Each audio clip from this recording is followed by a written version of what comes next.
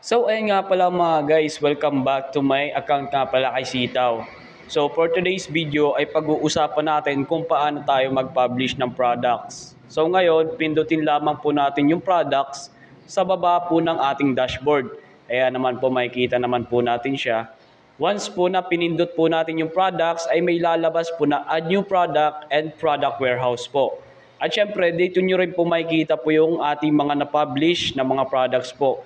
So, bali dito nga po pala ay may 10 lang ako na products. So, nakadepende lang po yung aking products at yung price po nila sa aking fund or capital mga guys. At syempre, yung kada price nga pala niya ay may 7% profit lang siya mga guys. So, ayan, nakikita nyo naman po. Kasi ulitin ko po, nakadepende po sa ating capital or sa ating fund ang ilalagay po nating mga price na products po sa ating Sitaw account.